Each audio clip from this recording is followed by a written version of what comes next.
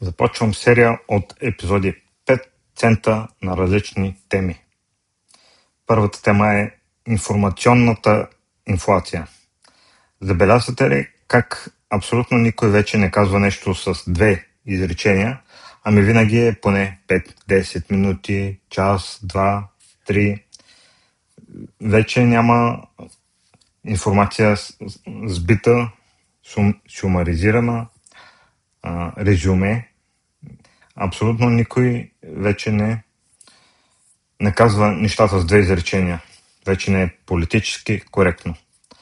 Най-популярно е да ви покажат оригиналния пост, но не все пак да покажат, че те не са източниците на дадено мнение и да ви го превеждат на момента.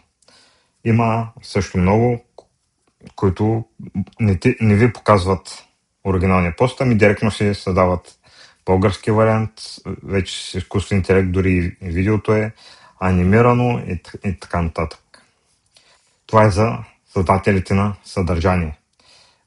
Следващото ниво е подкастите, където си говорят двама души и дъвчат теми, започнат една, отидат втора, отидат трета и си дълбаят неща от живота, без да съкратат, да създават 2-3 часа съдържание, което дига рейтинга на социалните платформи, където се качват видеята. Колкото по-дълго гледате, толкова по-голям шанс има да монетизират. Друго популярно е коментиране на коментара. По този начин се влиза в рекурсия. Един каза, станало някакво събитие, един го коментира, втори коментира коментара на първия, трети коментира коментара на втория, коментира първия, или пък първия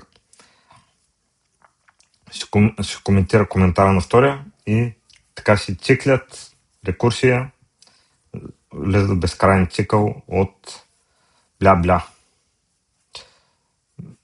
Друго популярно е отварянето на една тема и обясняването й. Mansplaining. Обясняване детайлите, техническия детайл на една тема. Започват да обясняват втората, от втората тръгват в третата и така човек забравя за какво го гледа.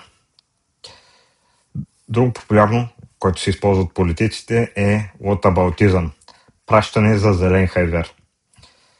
Питат даден политик нещо, за което той е виновен и той пренасочва вината към предишния или към другия или към третия. Така си праща за зелен хайвер, вместо да обясни, вместо да поеме вината. Никой политик не иска да поеме вината, винаги някой назад, някой друг, който му пречи. Особено сега правителството има над 120 депутата, не би трябвало да има спирачка да си прокара каквото иска. Друго също популярно е неразкриването на първопричината на нещата. Преобладаващата част от събитията и от нещата са изкуствено създадени и не се пораждат и не се обясняват първопричините, които създават дадена ситуация, ами се дълбаят последствията. Това е част от стратегията да има теми, да има пълнеж за съзнанието и никой да не може да стигне до причината, и така се създават и теми, в които хората да се разделят. Ако всички се обединим и не се караме помежду си, тези, които са поели власт, по-трудно ще ни управляват.